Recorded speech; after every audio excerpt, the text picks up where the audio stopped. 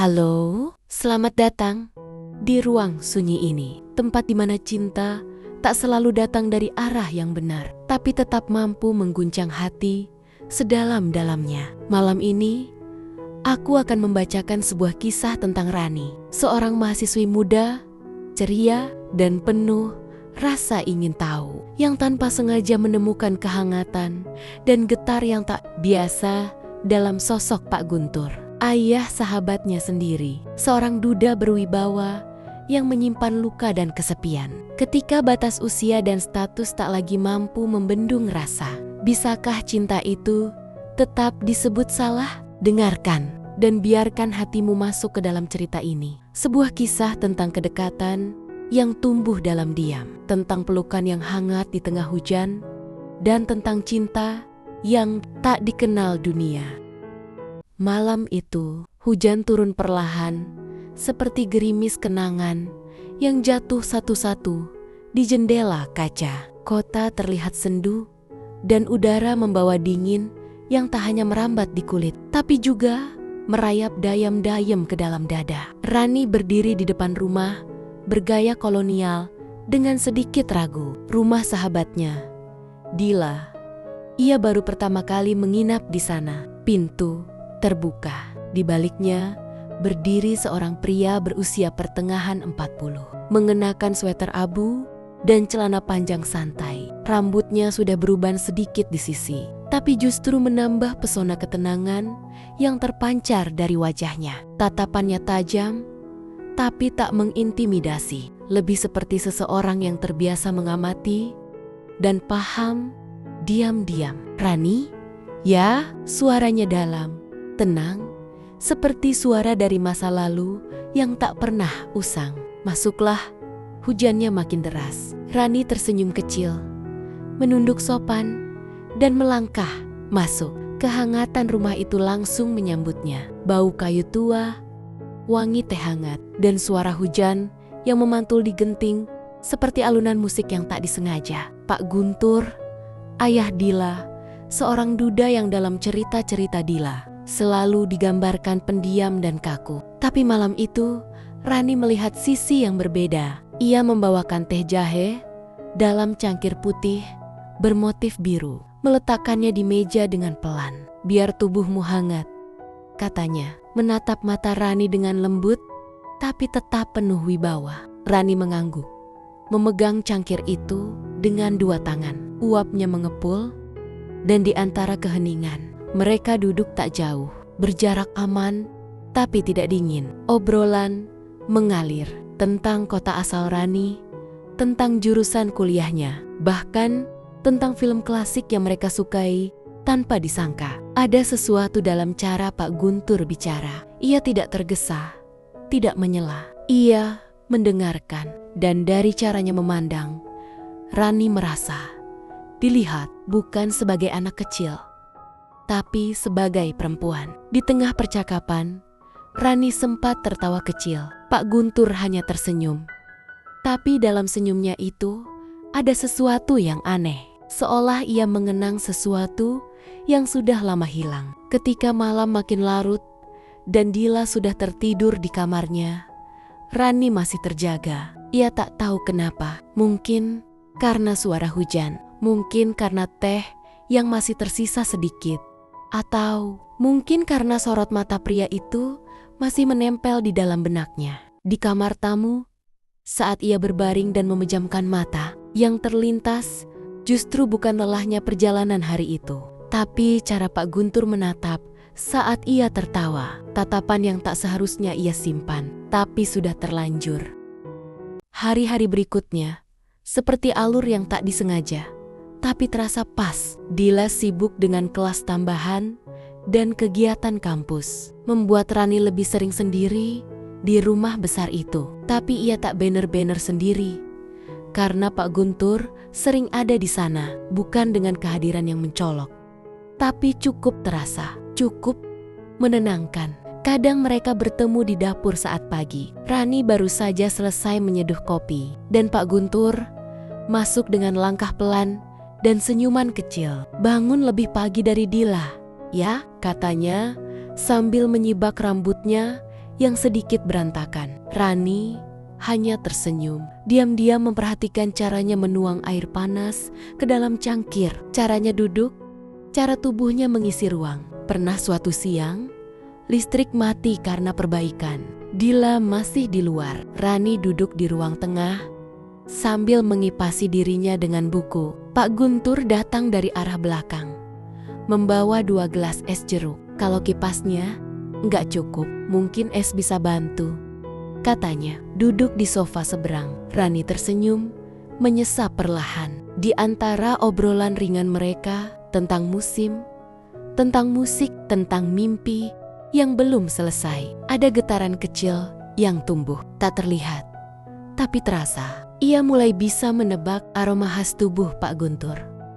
Wangi sabun kayu manis dan kopi, dan itu membuat detak jantungnya berubah pelan-pelan. Mereka semakin sering menghabiskan waktu bersama, tanpa rencana, tanpa alasan yang dibuat-buat. Rani tahu ada batas yang tak boleh disentuh, tapi batas itu mulai kabur, terutama saat mata Pak Guntur menatap sedikit lebih lama. Saat jemarinya tanpa sadar menyentuh jari Rani saat menyerahkan buku, atau saat suara tawa mereka terlalu dekat, terlalu ringan, seolah tak pernah ada perbedaan usia di antara mereka. Sore itu, saat Rani membaca di teras dan Pak Guntur duduk tidak jauh, hujan mulai turun.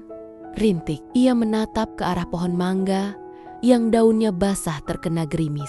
"Aku suka hujan," katanya pelan. Pak Guntur memandangnya. "Karena bisa menyembunyikan tangis?" tanyanya pelan. Rani menoleh, tak menjawab. Tapi detik itu, dadanya sesak. Entah kenapa, ia ingin sekali menyandarkan kepala ke bahunya. Ingin bertanya, kenapa perhatian sekecil itu terasa lebih berarti dari apapun. Namun, tak satu pun dari mereka bergerak. Mereka hanya duduk dalam diam yang dipenuhi getar. Diam yang membawa Rani semakin tenggelam ke dalam sunyi yang mulai menggoda. Langit petang itu digelayuti awan kelabu, seperti menyimpan rahasia yang belum tuntas. Rani duduk di teras, mengenakan daster tipis bermotif bunga. Rambutnya dikepang longgar, sebagian terlepas diterpa angin. Hujan turun perlahan, mengirim aroma tanah basah yang membungkus suasana dengan tenang. Pak Guntur datang membawa 2 cangkir teh melati. Tanpa berkata-kata, ia menyerahkan satu padanya, lalu duduk di kursi rotan sebelah kanan. Langkahnya tak pernah tergesa, selalu tenang, seolah dunia tak pernah menuntutnya terburu-buru. Mereka diam, menatap hujan bersama, tapi keheningan itu bukan kekosongan, melainkan ruang. Tempat desir hati bisa terdengar lebih jelas. Angin menerpa lembut. Daster Rani tersibak sedikit di bagian pahanya. Refleks, tangan Pak Guntur bergerak, menarik ujung kain itu dan merapikannya kembali. "Maaf," katanya pelan, nyaris berbisik. Jemari mereka sempat bersentuhan, hanya sekejap. Tapi dalam sekejap itu, waktu seolah membeku. Rani menoleh, matanya bertemu dengan matanya. Tidak ada kata, tapi pandangan itu membawa getar yang menjalar dari kulit, masuk ke dada, lalu mengendap di perut bagian bawah, hangat, dalam. Tatapan mereka bertahan terlalu lama untuk disebut biasa, terlalu pelan untuk disebut kebetulan. Napas Rani tertahan. Ia tidak menarik diri, tidak juga menyentuh kembali, tapi seluruh tubuhnya berbicara dalam diam. Ia tahu apa yang sedang tumbuh, dan ia takut. Betapa indahnya hal itu.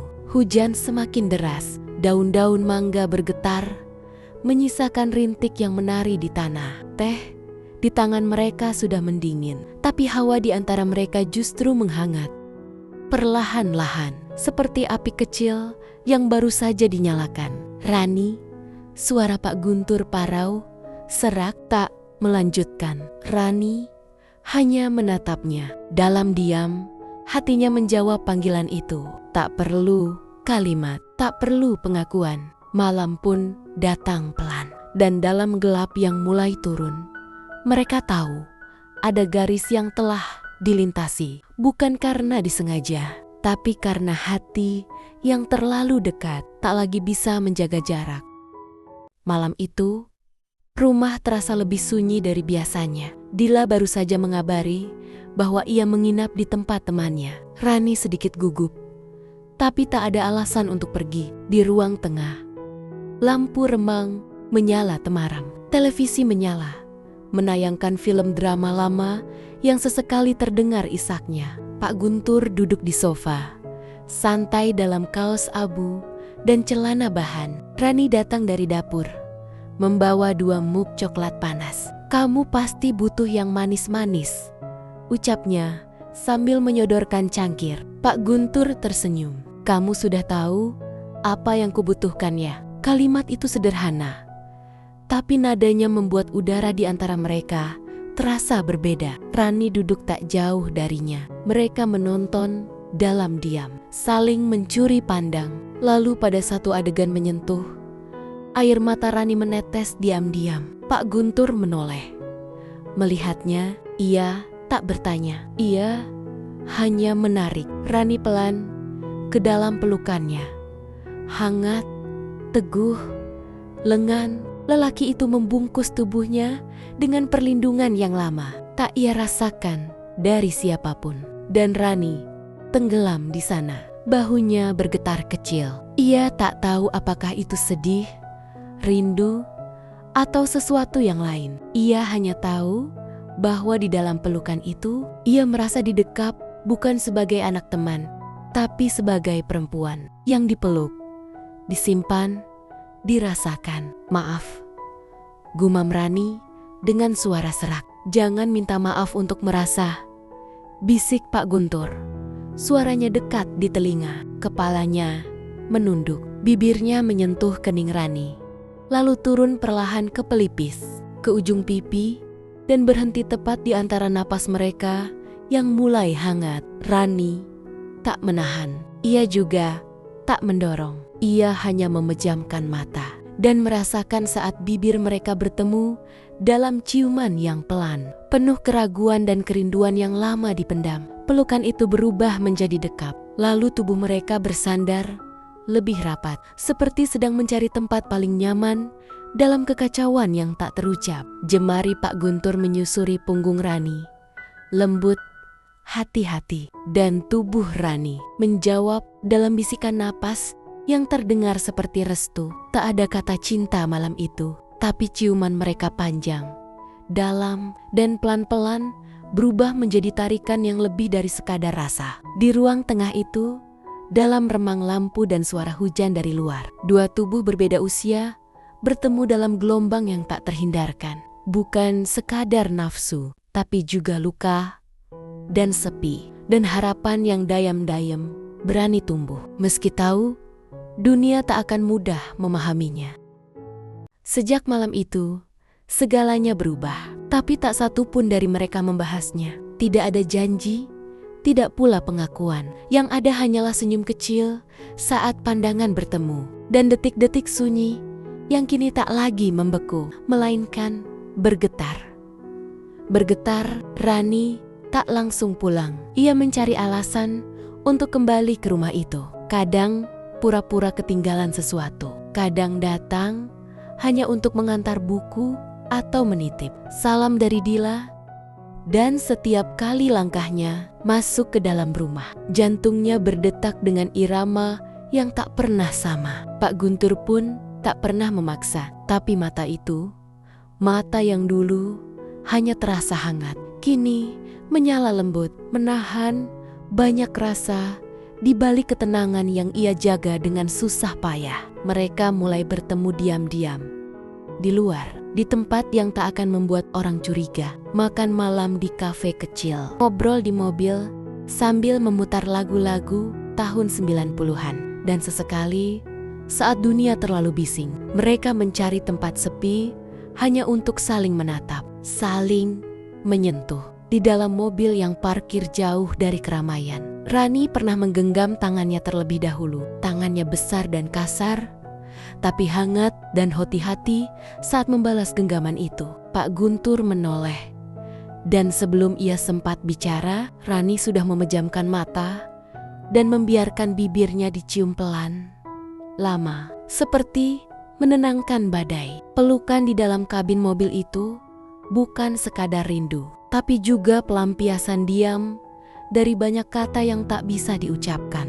Jemari Pak Guntur menelusuri sisi wajahnya, lehernya, hingga ke bahu Rani yang sedikit terbuka. Ia menyentuhnya seperti sedang membaca buku yang takut disobek halamannya. Rani bersandar di dadanya. Napasnya berat dan gelisah. "Aku takut, Pak," bisiknya. Pak Guntur tidak menjawab. Ia hanya menarik Rani lebih dalam ke pelukannya, seolah tubuhnya bisa menjadi tempat perlindungan bagi gadis yang tengah kehilangan arah dan rasa. Ia tahu, ia seharusnya menahan diri, tapi bagaimana menahan sesuatu yang tumbuh di luar kendali? Hubungan itu berjalan dalam bayang-bayang.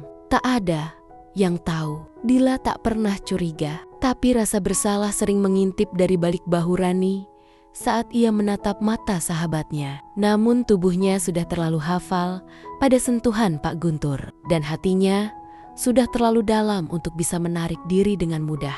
Mereka tak bersuara saat dunia terang, tapi dalam gelap. Mereka berbicara lewat sentuhan, lewat ciuman, lewat pelukan yang menggigilkan kulit dan menyisakan degup panjang. Jauh setelah semuanya selesai, Rani mulai sering terjaga di malam panjang, di dalam kamarnya yang sempit, di antara lampu temaram dan tumpukan tugas kuliah. Pikirannya terus berputar tentang tatapan itu, tentang pelukan yang melekat hingga pagi, tentang napas mereka yang saling mencari, dan tentang Dila, sahabat yang tak pernah tahu bahwa ayahnya telah menjadi rumah bagi Rani dalam cara yang tak seharusnya. Pertanyaan demi pertanyaan tumbuh liar. Apakah ini cinta atau hanya pelarian seorang lelaki yang kesepian? Apa ia hanya tubuh muda yang mengisi ruang kosong di hati Pak Guntur, ataukah ia benar-benar berarti? Pertanyaan yang menyesakkan, tapi tak bisa dijawab dengan kata. Di pertemuan mereka berikutnya, di sebuah penginapan kecil yang jauh dari pusat kota, Rani duduk di tepi ranjang, memeluk lututnya. Pak Guntur duduk tak jauh, merapikan kemeja yang baru saja dikenakannya kembali. Sunyi, menggantung lama. "Apa aku cuma pelampiasan, Pak?" Suara Rani lirih, nyaris retak. Pak Guntur menoleh. Napasnya tertahan. Ia menghampiri, duduk di belakangnya, memeluk dari belakang. Kepalanya menunduk, bibirnya menyentuh bahu Rani dengan pelan. "Kamu membuatku merasa muda lagi, hidup lagi," bisiknya. Tapi Rani tak menjawab. Kata-kata itu indah, tapi tak cukup. Ia ingin tahu, apakah hatinya sedang tumbuh dalam tanah yang subur, atau sekadar pot sementara untuk bunga yang akan layu saat musim berganti. Pak Guntur memeluknya lebih erat, dan Rani menutup mata, mencoba mengusir suara-suara ragu di dalam kepalanya. Tapi tak bisa, karena saat tubuhnya dipeluk begitu erat, hatinya justru terasa lebih jauh dari tenang. Di kamar itu, mereka kembali larut dalam pelukan dan ciuman yang panjang. Jemari mereka menyusuri lekuk tubuh satu sama lain dengan kenangan dan rindu yang tak bisa dijelaskan. Tubuh Pak Guntur menciuminya seolah ingin menghapus keraguan, mengisi kekosongan, menguatkan keyakinan lewat napas dan keringat. Dan Rani, meski tubuhnya merespons dengan penuh gairah, hatinya masih menyimpan setitik rasa takut. Bukan takut pada dosa atau omongan orang, tapi takut bahwa semua ini akan berakhir tiba-tiba, tanpa alasan, tanpa pamit. Seperti sinta lain yang pernah ia dengar dari lagu dan cerita lama. Malam itu, mereka tertidur dalam pelukan yang rapat. Tapi di dalam kepala Rani, pertanyaan itu masih menggantung seperti hujan yang tak kunjung reda. Apa aku sungguh dicintai, atau hanya sedang diisi? Waktu terus berjalan. Seperti biasa, matahari tetap terbit, kuliah tetap berjalan, dan Dila tetap menjadi sahabat yang tak pernah curiga sedikit pun. Tapi bagi Rani, Hari-hari itu tak lagi sama. Hatinya terbelah antara dua dunia terang yang ia jalani bersama Dila dan dunia gelap yang hangat yang ia peluk diam-diam bersama Pak Guntur. Ia mulai mencuri pandang pada diri sendiri di cermin, bertanya, siapa aku sekarang? Gadis yang jatuh cinta atau gadis yang terjebak dalam pelarian seorang lelaki yang terlalu lama sendiri? Pak Guntur tetap lelaki yang tenang. Tatapannya masih hangat, pelukannya masih menenangkan. Tapi ia jarang bicara soal masa depan. Ia hanya hadir di saat-saat sunyi, mengisi ruang kosong di tubuh dan jiwa Rani, tanpa pernah mengklaim lebih dari yang bisa ia beri. Kita akan begini terus? Tanya Rani suatu malam. Di dalam mobil yang parkir menghadap danau, Pak Guntur menatap lurus ke air yang gelap. Dunia tak akan mengerti, katanya pelan. Mereka hanya akan melihat usia kita, status kita, dan kamu terlalu muda untuk hidup dalam persembunyian seperti ini. Lalu, aku harus pergi? Rani bertanya. Suaranya gemetar. Pak Guntur menoleh. Tidak, tapi kamu harus tahu risikonya. Rasa ini indah, tapi bisa jadi luka kalau suatu saat kita dipaksa melepaskan. Rani mengangguk pelan, matanya berkaca. Ia ingin mencintai lelaki ini di bawah terang cahaya, tapi dunia memaksanya menyimpan cinta itu di balik bayang. Ia harus memilih tetap di sana, hidup dalam dekap yang tak diakui, atau melepaskan dan kehilangan satu-satunya tempat yang membuatnya merasa utuh. Namun malam itu, ia memilih tinggal di kamar kecil apartemennya. Pak Guntur memeluknya seperti sedang menyimpan sesuatu yang tak boleh pecah. Ciumannya bukan lagi penuh gairah semata, tapi pengakuan yang tak diucapkan. Jemarinya mengusap tubuh Rani seolah ingin mengingat setiap lekuk, setiap napas, setiap bisikan yang hanya mereka berdua pahami. Tubuh mereka menyatu dalam gelap, pelan, dalam, dan penuh rindu. Mereka tak saling berjanji, tapi saling menikmati apapun yang bisa mereka genggam sekarang. Karena esok mungkin tak berpihak, tapi malam ini milik mereka. Dan cinta itu, meski tak dikenal dunia, tumbuh diam-diam, dalam-dalam. Terkadang, cinta tak membutuhkan pengakuan. Tak semua yang tumbuh di balik pintu tertutup adalah keliru. Ada cinta yang lahir dari kesepian, lalu tumbuh menjadi pelabuhan sunyi bagi dua hati yang saling mencari. Bagi Rani dan Pak Guntur, dunia luar boleh menolak, tapi di dalam ruang yang hanya mereka tahu, cinta itu nyata, hangat, dan menggoda seperti hujan di sore hari. Tak diundang, tapi mengubah segalanya. Terima kasih telah mendengarkan kisah ini hingga akhir. Jika kisah ini menyentuh hatimu, jangan lupa tinggalkan komentar dan bagikan cerita ini pada mereka yang mungkin juga tengah menyimpan rindu dalam diam. Sampai bertemu di kisah berikutnya. Jaga hatimu, karena kadang rasa yang tak seharusnya justru yang paling menggoda.